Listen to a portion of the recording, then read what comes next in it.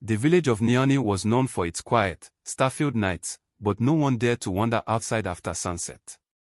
Fear lingered in the air, whispered from parent to child, "Beware the whistling shadow." It always began the same way. A high, piercing whistle would rise with the wind, chilling spines and silencing even the bravest dogs. The whistle slithered through the cracks of doors and windows, a haunting melody that seemed to call your name. Those foolish enough to follow the sound never returned. Kofi was 15, bold but restless. He had heard the stories his whole life, of the hunters who chased the shadow into the forest, only to vanish. Of the old woman who said the shadow had no face but glided like smoke. Kofi didn't believe in ghosts or curses.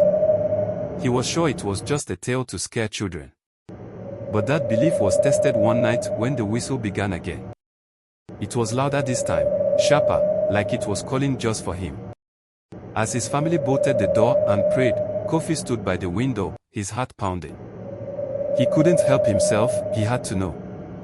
Grabbing a lantern and his father's knife, he slipped out into the cold night. The wind howled, and the trees loomed like skeletons against the moonlight. The whistle came again, floating ahead, daring him to follow. Kofi's footsteps crunched on the dry leaves, and the forest seemed to grow darker with every step. Shadows danced and twisted, and the whistle seemed to echo from everywhere at once. Then he saw it, a black figure standing at the edge of the clearing. The figure had no clear face, only two glowing red eyes that burned like fire. Its body was thin and shrouded in a cloak that moved as if alive. It whistled, and the sound was sharper now, digging into Kofi's ears like needles. "Why do you follow me, boy?" the figure hissed, its voice like wind scraping through broken trees. Kofi swallowed his fear and raised his lantern high. "I'm not afraid of you," he shouted, though his shaking hands betrayed him. The whistling shadow tilted its head. "Not afraid? Then tell me, Kofi, why does your heart beat so loudly? Why do your feet hesitate to move closer?" Kofi froze. How did it know his name? He took a step back, but roots seemed to twist around his ankles, holding him in place.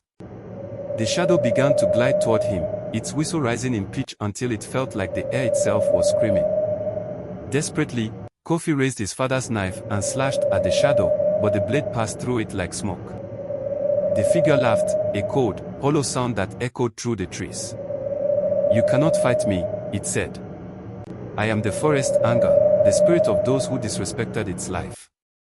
Do you wish to join them?" Kofi's mind raced.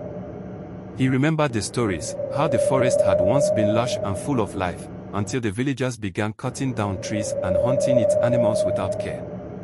Perhaps the shadow wasn't a ghost but something far older, far angrier. "Wait!" Kofi shouted, dropping the knife. "We were wrong. I see that now. If you spare me, I promise to tell the others. We will make things right." The shadow paused, its red eyes dimming slightly. "Promises are like the wind, boy, easily broken. But if you truly mean it, prove your courage. Stay until dawn. If you survive, I will spare your village."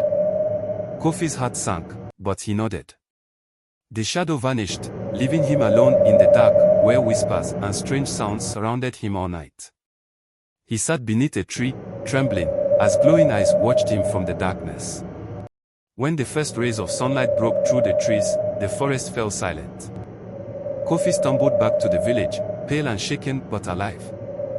He gathered the villagers and told them everything. From that day, they began to honor the forest again, planting trees, protecting its creatures, and leaving offerings at its edge. The whistling shadow was never seen again, but on quiet nights, its whistle still drifted through the air, a warning and a reminder.